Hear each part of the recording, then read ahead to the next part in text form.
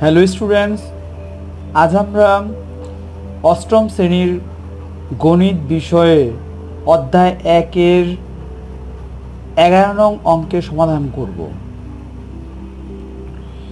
11 নং অঙ্কটির উদ্দীপকে দেওয়া আছে 5, 13, 21, 29, 37...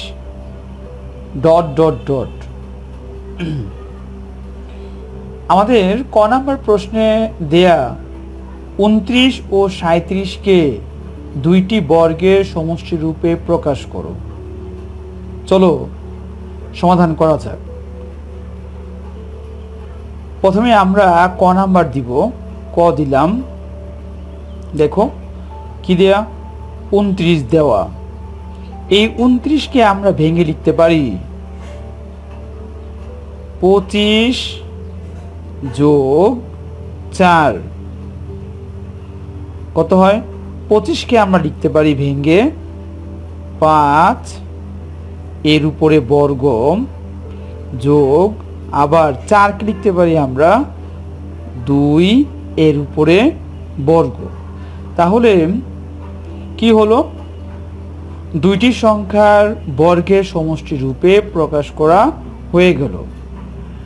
এরপর আমরা 37কে করব। আবার লিখো, আবার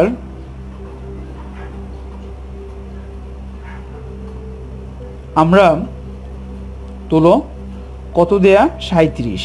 এই 37কে আমরা ভেঙে লিখতে পারি 36 যোগ 1 কত হয়? 36কে আমরা লিখতে পারি 6 এর উপর বর্গ যোগ আমরা 1কে লিখতে পারি 1 এর লিখে এর উপরে বর্গ। তাহলে হয়ে গেল দুটি সংখ্যার দুটি বর্গের সমষ্টি রূপে প্রকাশ করা। উত্তর লিখে আমরা উত্তর কি লিখব? প্রথমটি হচ্ছে কত, 5 লিখে এর উপরে বর্গ যোগ 2 এর উপরে বর্গ, তারপর 6 লিখে এর উপরে বর্গ যোগ 1 লিখে এর উপরে বর্গ। চলো খ নাম্বার করি। খ আমাদের প্রশ্নে কি বলছে? তালিকার পরবর্তী 4টি সংখ্যা নির্ণয় করতে বলছে। পরবর্তী 4টি সংখ্যা নির্ণয় করতে হলে আমাদের প্রথমে বীজগাণিতিক রাশি তৈরি করতে হবে। প্রথমে আমরা বীজগাণিতিক রাশি তৈরি করব। বীজগাণিতিক রাশি তৈরি করার পর ওইটা দিয়ে পরবর্তী 4টি সংখ্যা আমরা তৈরি করব। চলো আমরা প্রথমে উদ্দীপকটি উঠাই। কি দেয়া? উদ্দীপকে 5, 13, 21, 29, 37 এরপরে 3টি ডট দেয়া। প্রথমে আমরা এদের পার্থক্য বের করব, পদগুলোর পার্থক্য বের করব। 13 থেকে 5 বিয়োগ করলে হয় 8। ঠিক একই রকম ভাবে 21 থেকে 13 যদি আমরা বিয়োগ করি এইখানেও 8 পাওয়া যায়। আবার 29 থেকে 21 বিয়োগ করলে 8, 37 থেকে 29 যদি বিয়োগ করি আমরা এইখানেও 8 পাওয়া যায়। তাহলে আমরা পরের পদ থেকে আগের পদের পার্থক্য হচ্ছে 8 প্রতি ক্ষেত্রে। তাহলে এখানে লিখে দিব আমরা পার্থক্য।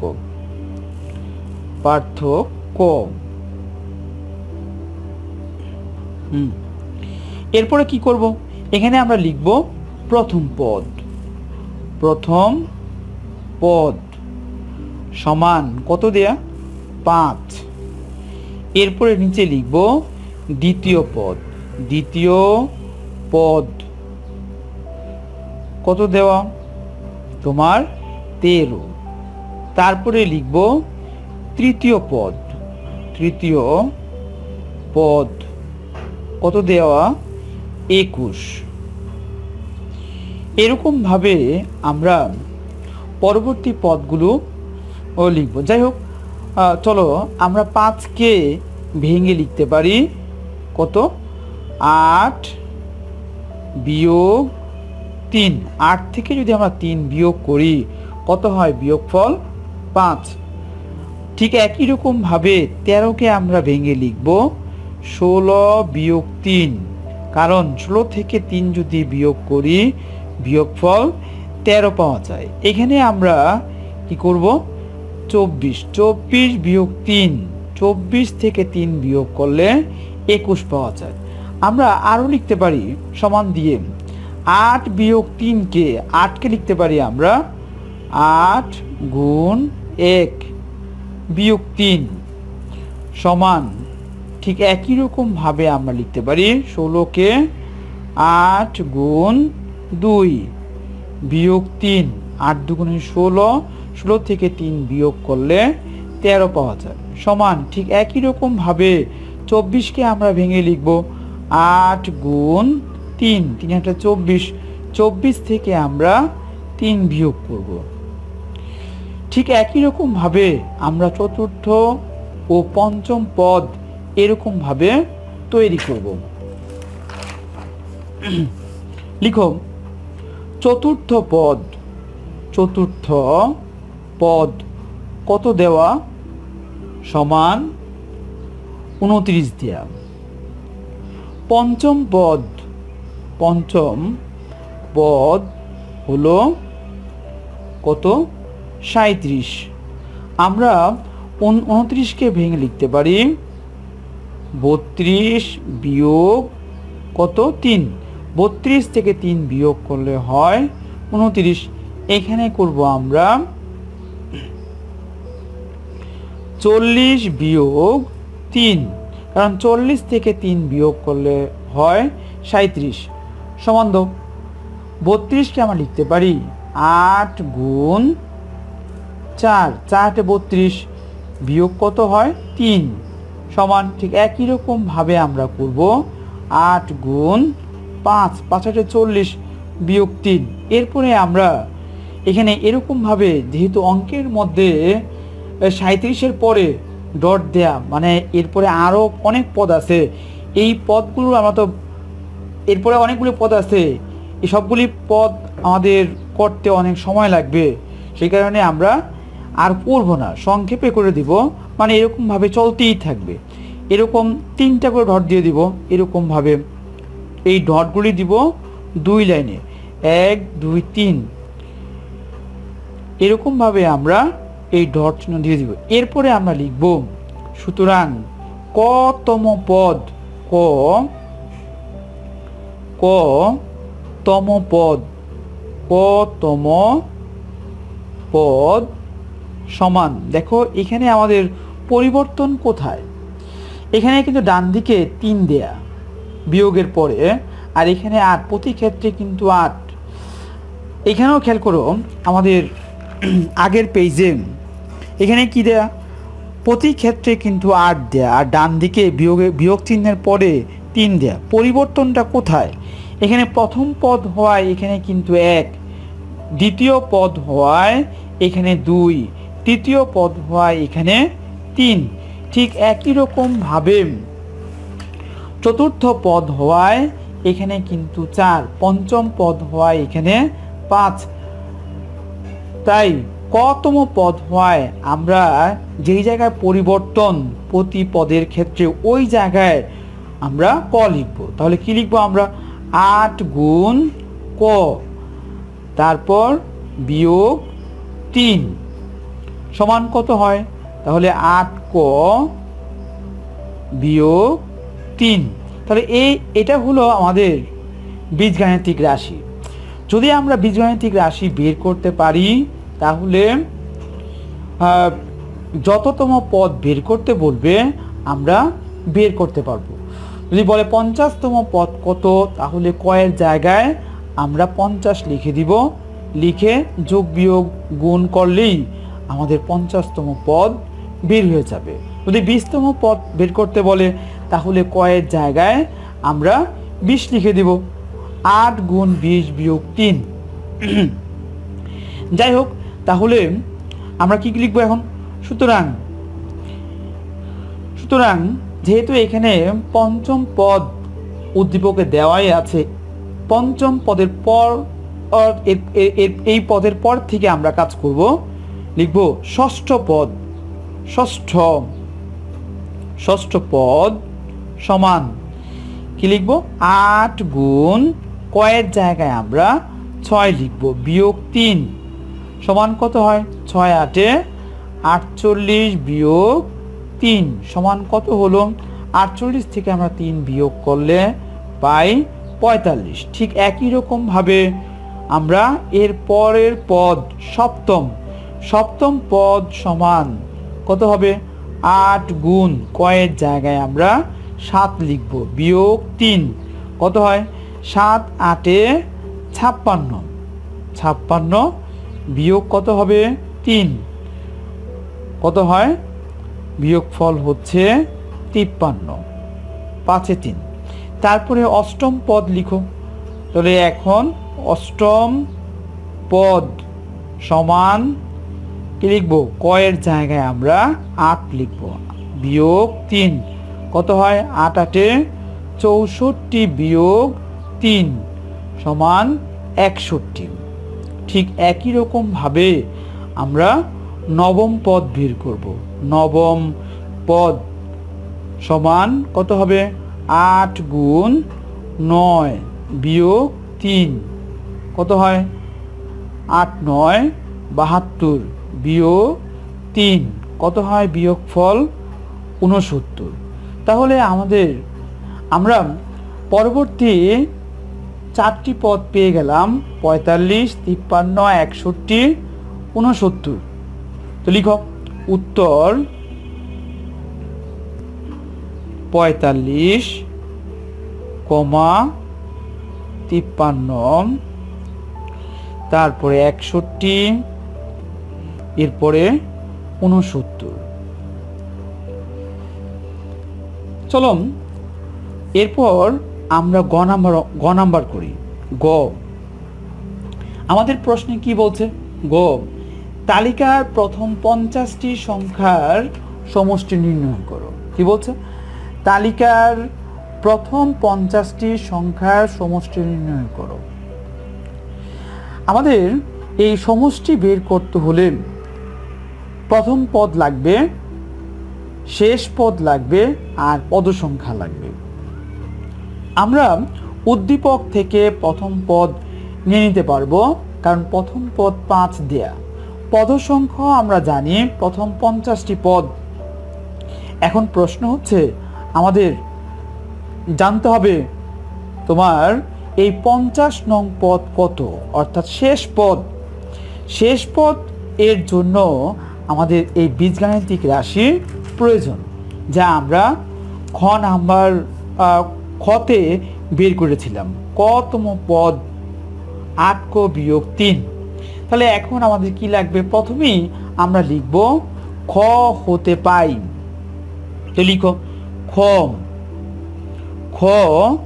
হতে পাই। কি লিখব? বীজ গাণিতিক রাশি। বীজ গাণিতিক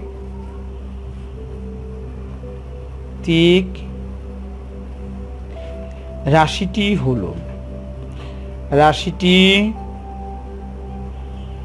হলো আমরা এখানে কোলন দিয়ে দিব। কত ছিল তোমার? 8 ক বিয়োগ 3। 8 ক বিয়োগ 3। তাহলে এখান থেকে আমরা লিখতে পারি সুতরাং 50তম পদ কত হবে? কয়ের জায়গায় আমরা 50 লিখব। তাহলে কি লিখব? 8 গুণ 50 বিয়োগ 3 সমান কত হয়? 5 8 40 400, 400 বিয়োগ 3, 400 থেকে 3 বিয়োগ করলে হয় 397। তাহলে আমরা 50তম পদ বা শেষ পদ পেয়ে গেলাম 397। চলো, তাহলে আমাদের এই সমষ্টি বের করতে হলে যা যা লাগবে আমরা শুরুতেই লিখে নিব। তাহলে কি লিখবো? এখানে লিখো, এখানে আমরা লিখব প্রথম পদ আমাদের উদ্দীপকে দেওয়া আছে সমান কত? 5। এরপরে লিখো শেষ পদ বলতে বোঝাচ্ছে 50তম পদ। শেষ পদ আমরা পেলাম কত? 397। তারপর এখানে লিখো পদ সংখ্যা। কয়টি পদের সমষ্টি বের করতে হবে? আমাদের 50টি পদের সমষ্টি বের করতে হবে। প্রথম 50টি, সেইখানে আমরা লিখব পদ সংখ্যা হচ্ছে 50। আচ্ছা, তারপরে কি লিখব? সমষ্টি মানে প্রথম 50টি পদের সমষ্টি যেহেতু বের করতে বলছে, তাহলে সমষ্টি লিখে আমরা এখানে কোশ্চেন মার্ক দিতে পারি, তার মানে সমষ্টি বের করতে বলছে। এরপরে লিখব আমরা জানি সমষ্টির সূত্র লিখব। আমরা জানি সমষ্টি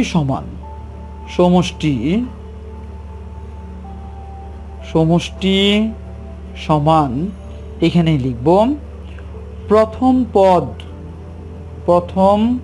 পদ যোগ শেষ পদ আর নিচে 2 হবে, এখানে গুণ চিহ্ন দিব আর এখানে লিখব পদ সংখ্যা। এটা হচ্ছে সমষ্টি বের করার সূত্র।